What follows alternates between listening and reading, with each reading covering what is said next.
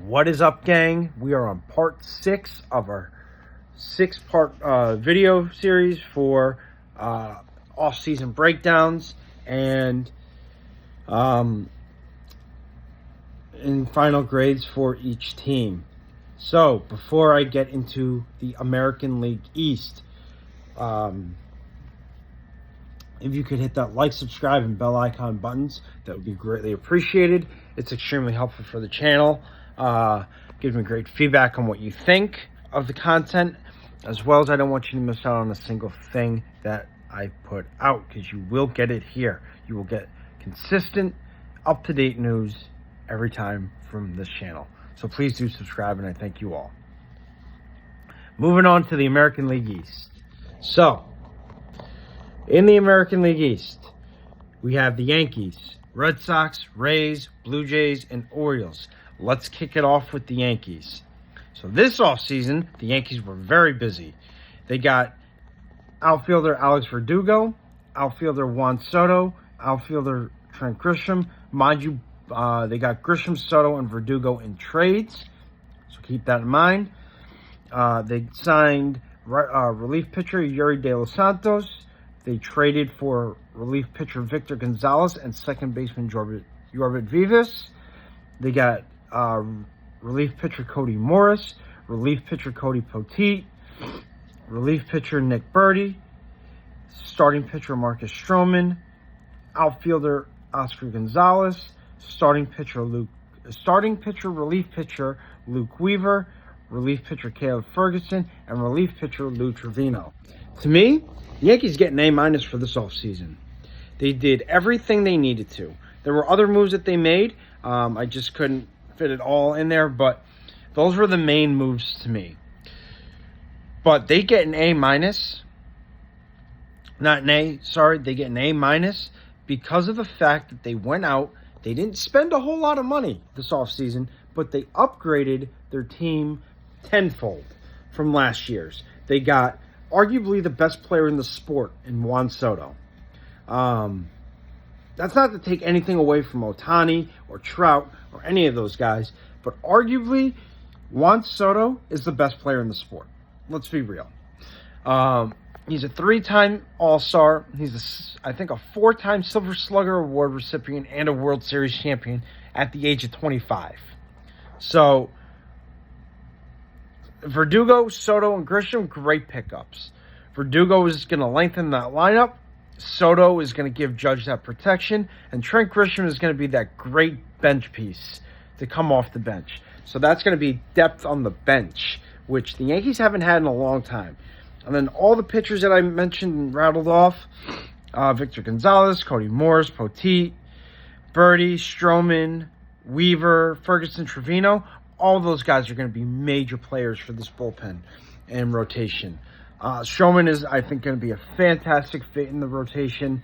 His deal started to warm up on me, and it did warm up on me. So I'm a fan of the Marcus Stroman move.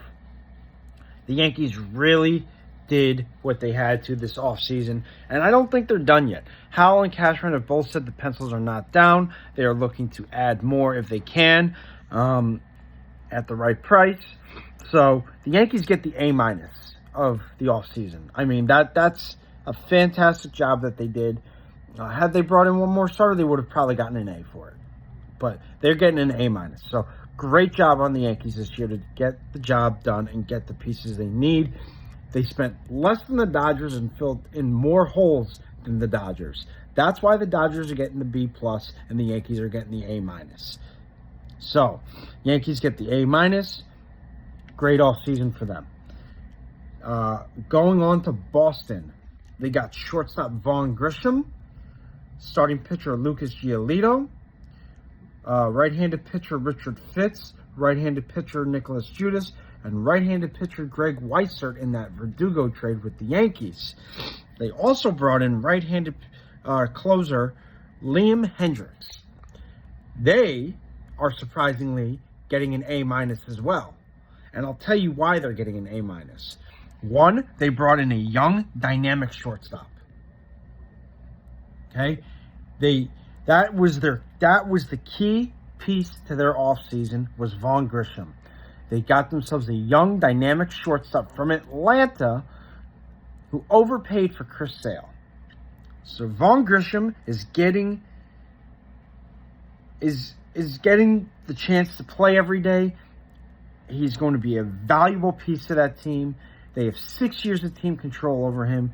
It's a fantastic job on the Red Sox for getting him. So they're getting an A- this offseason. As far as I'm concerned, that's not a hard A-, but it is certainly an A- because of Vaughn Grisham. They also got a very good closer in Liam Hendricks, which really is going to help out that bullpen. They got bullpen pieces in Fitz, Judas, and Weiser from the Yankees. So great job on them for doing that. And Lucas Giolito is a nice, solid pickup for that rotation. And it looks like they're talking with Jordan Montgomery to try to bring him in as well. So the Red Sox did a nice job this offseason. As much as a lot of people may disagree, they got a good starter when he's healthy. And I think he is healthy this year. He showed that in his spring start. They got multiple bullpen pieces, which is what they needed. And then they got a very dynamic young shortstop from Atlanta. So great job on the Red Sox. They are also getting an A-. I know that's going to upset a lot of fans, but I'm looking at it as, what did they do to help themselves this year? How can they build off of that? And they can build off of this offseason very well. They did a great job with it. So great job to the Yankees rivals. Moving on to Tampa Bay. They got our right-handed pitcher Ryan Pepio and outfielder Johnny DeLuca in the trade that sent Tyler Glasnow and Manuel Margot to L.A. This is a very un-Ray-like offseason. They normally sign more smaller or lower-priced free agents. They didn't do that this year. So I'm going to give them a B-, closer to a C+. They just barely got that B-, only because Ryan Pepio is going to be good for them, and so is Johnny DeLuca. The Rays could have done more. Plain and simple. They could have, but they didn't. So it is what it is. They move on, and they they'll see how their season plays out. Moving on to Baltimore. Baltimore got starting pitcher Corbin Burns and relief pitcher Craig Kimbrell. They also get a B+. They could have probably gotten C if they wanted to, but I understand why they didn't. That would have put them at an A-. But that's a very, very strong B+. The Corbin Burns move was a great move.